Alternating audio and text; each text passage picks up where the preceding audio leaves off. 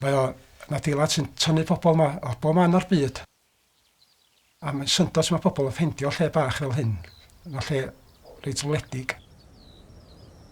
Ond dwi wedi cael plesar mawr yn fan hyn yn siarad efo pobl o bob man o'r byd.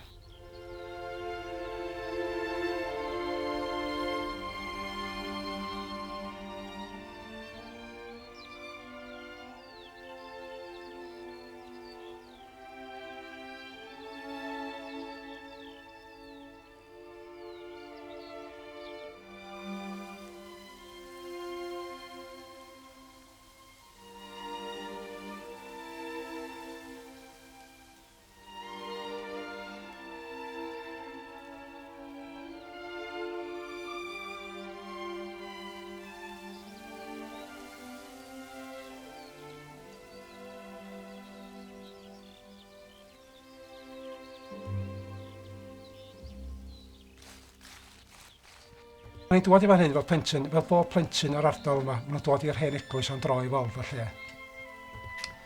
Nes i symud i fyw i'r ardal i Llanfaglan. Ac yn y cyfnod yna, nes i nabod y pobl oedd yn gwatsiad ar ôl yr eglwys adeg hynny.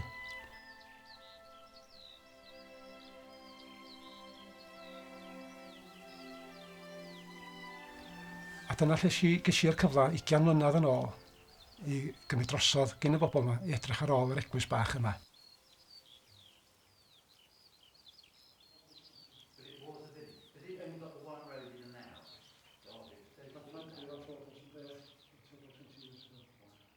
So am hanes ar eglwys, ond nid yn unig y hanes ar eglwys, ond beth gynnon ni fan hyn ydy hanes ar iaith Cymraeg. Fel y garreg sydd uwch ben y drws yn fan hyn, sydd efo 2 enw brythoneg yn ni. Un peth diddorol arall sy'n wrth gwrs ydy y Maen Bedydd, sydd efo 7 ochr. Dwi yn bendant wedi dod draws 7 o'n yng Nghymru, a mae hwn yn golygu'r 7 sacrament.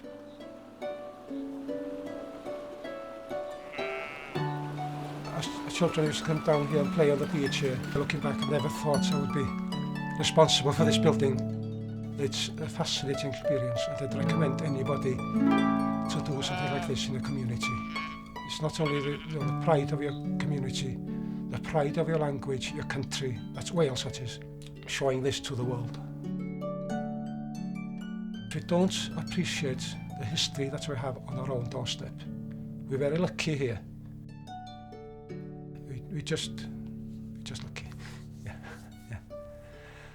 Ooh.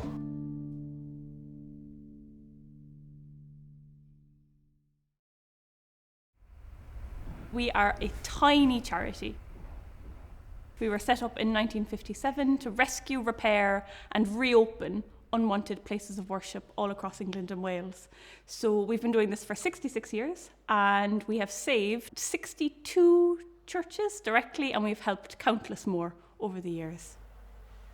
So we wanted to commission this film because we wanted to celebrate our work in Wales and showcase just what we've done. We have 31 places of worship in Wales. We wanted to celebrate the buildings, the rescues that we've done, the people that help us to care for them, our volunteers, our contractors, our consultants, and really just to showcase some of their beauty. Some of them are so small and they're in unknown or little known places. And yeah, we want to put them back on the map.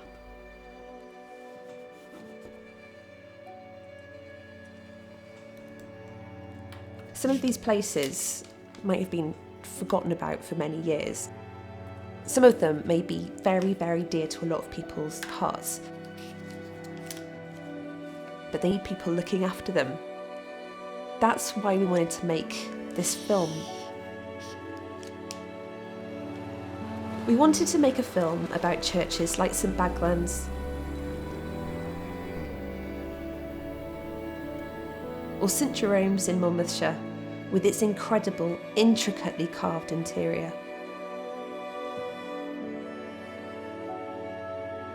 We wanted to talk, through film, about the spiritual and artistic legacy physically left behind for us in the very craft, the structure here around us.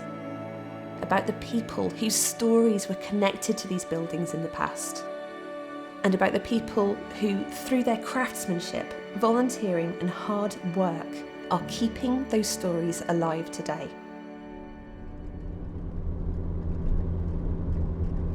We're going to visit a number of these amazing churches and speak to the people involved in working on them, learn the stories, the history. There's one church, St Lawrence's, Gumfreston, that's in a bad condition, which we want to visit and see the work that's going on there. Before we head to Pembrokeshire though, we're heading north to Ynys Cynhaearn, Gwynedd, St Cynhaearns.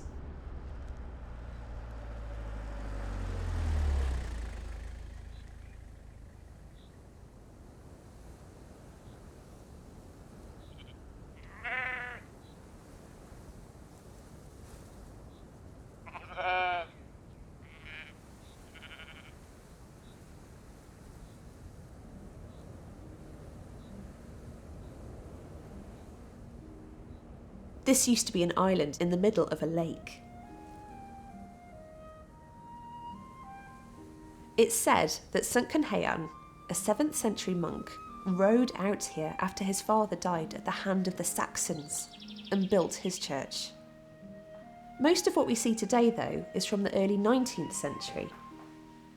In the north transept, which dates from 1622, you can see the pews painted with landowners' names. The gravestones here are special.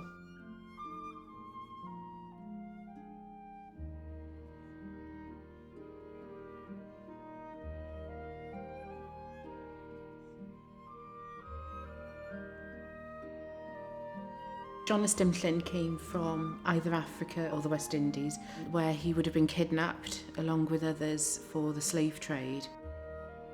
There are stories about him recounting how he screamed for his mother and that he was literally ripped from her arms.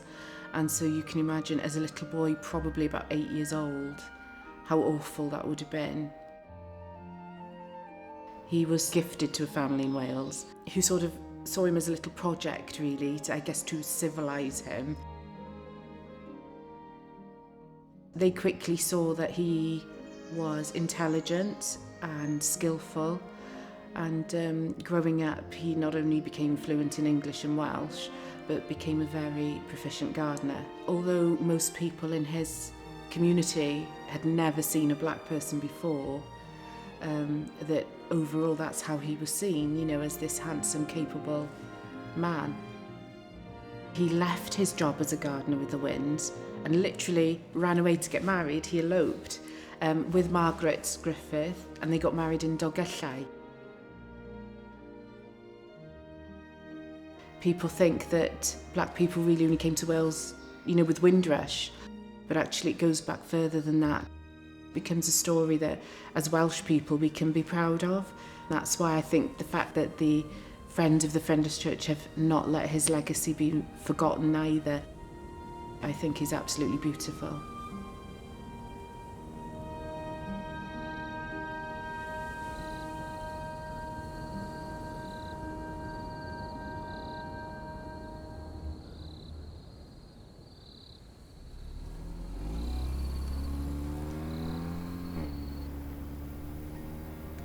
We've arranged to visit St Lawrence's in Gumfreston. That's the church that's really in a bad way, the day after tomorrow. So that'll be the last place we visit. We have another long drive before that though, even further north to Anglesey.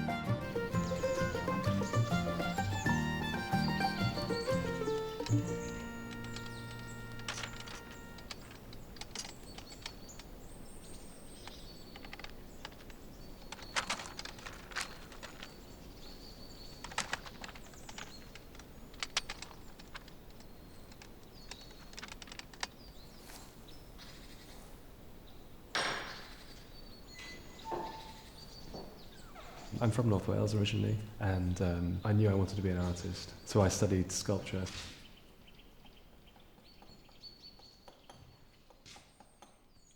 And I was so wanting to make sculpture and make artwork, but I wasn't actually being taught. I was at the time in art schools where everything was very conceptual, and I just wanted to learn how to make things. And I got so fed up, I left.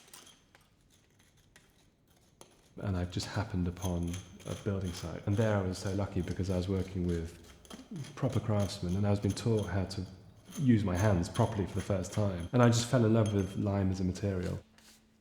From the first moment, I loved it.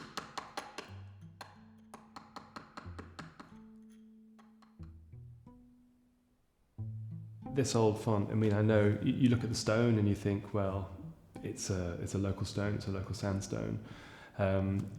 It looks, in some ways, it looks quite crude, but it's not.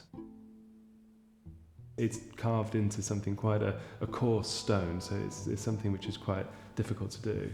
And then you think, well, okay, this was done, say, 1050, I don't know, for argument's sake, and that's pre-Norman. So what tools did they have available at that time, and where did that stone come from, and how did they get it here?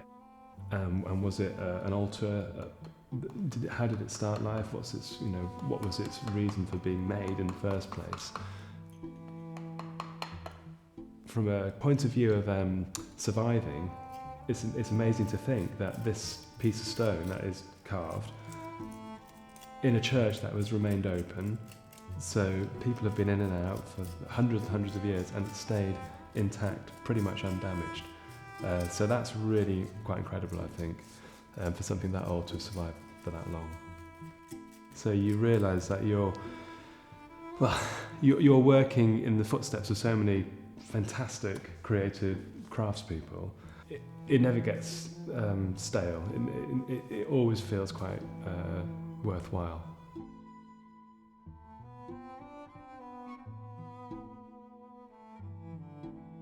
We are continuing something that throughout generations, throughout history, okay, it was built in the first place, but people have been back and forth all those years since, up until now, keeping this place dry, warm, in good nick.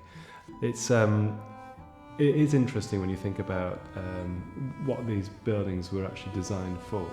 So there's a sort of ceremony or marriage or funerals.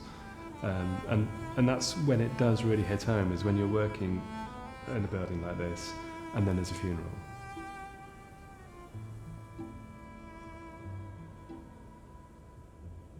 They are relics in history, I suppose, but they still serve a purpose in today's world, and people still use it for that purpose. I like that we do a lot of work that people don't see.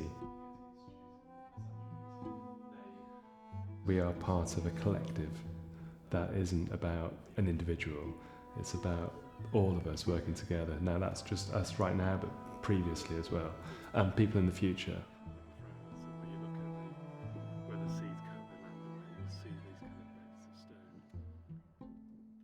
The precedent is there, and it's down to us. It's not often the material that fails, it's us that fails the material, so that's what we've got to bear in mind.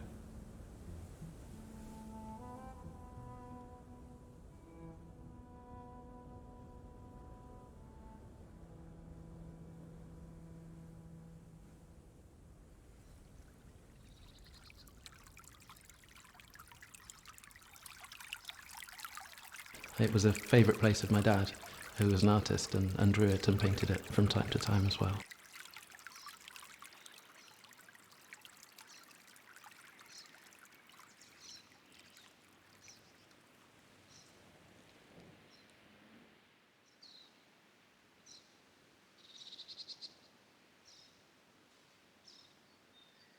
I've been very fortunate to work on hundreds of different churches, but this one has a very particular place for me. I think it's so special for its historic importance. I mean, it feels so ancient when you come inside. The importance of some of these ancient religious sites is often overlooked in our kind of fast-paced life, but I think their permanence speaks to us. I think it's so important we have places where we can go to have peace and actually to engage with history, to engage with the huge number of generations that have loved and enjoyed this place over time.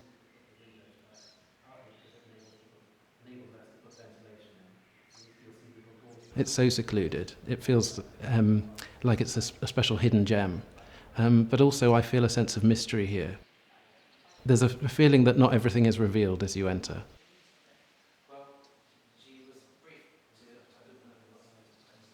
So for me, when I'm sitting and drawing, and it forces me to look in a much deeper way than I would ordinarily visiting a building or taking photographs.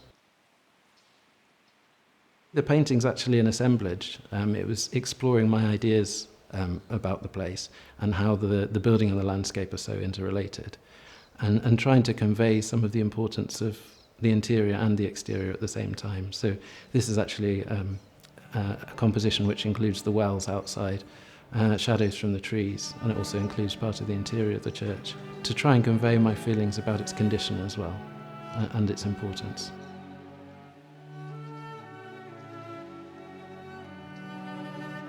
I hope in some way that people may be able to see and value the building more through this work.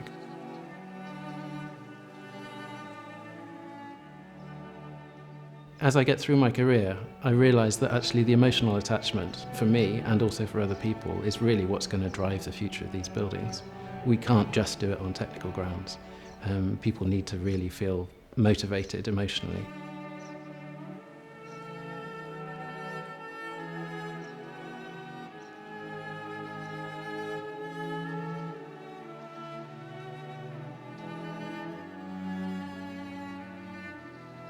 It's surprising how quickly a structure can deteriorate. I mean, we're talking, a couple of decades potentially before this would be sort of a ruin. One thing that really struck me whilst I've been working or involved in this church is the number of visitors it has. The number of people who were married, christened, who've got relatives who've been buried in the graveyard. So it's still such an important building to the community.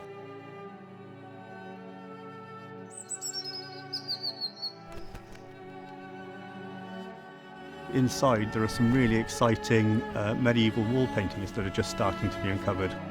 There aren't any new medieval wall paintings being made, so obviously there are things that are vanishing, year on year.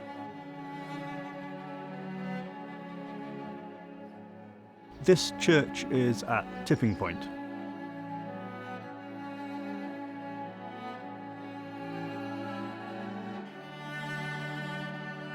It's still at a stage where we can save it. If we let this church go for another 5 or 10 years without any sort of love and attention paid to it, then the things that are important and significant about it will be lost.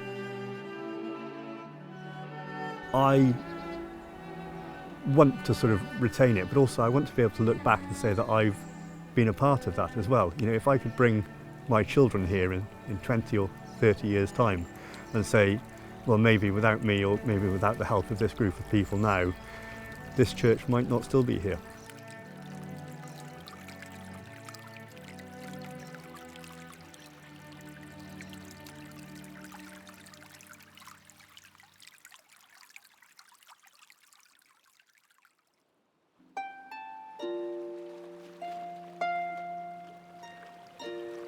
I think it is really important that we help make these connections and just spark a little bit of interest, because everyone has got somewhere that they will have an interest in or a connection with. It's just finding that little piece of information that makes them go, I like that. Dwi bod mewn sawl llefydd hanesyddol a dach cael rhyw deimlad, waw, mae fama'n arbennig ynde. A dyna sy'n ei disgrifio fel orau.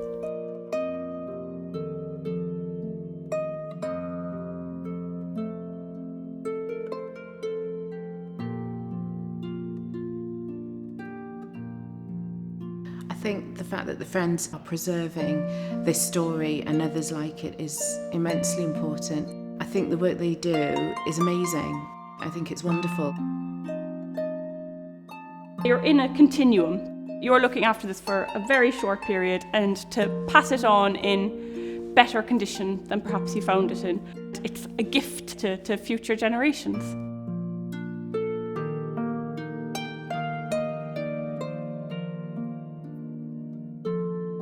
I think the wonderful thing about the Friends is that they look after the building regardless of what their future purpose might be, and to make them accessible and open for everybody.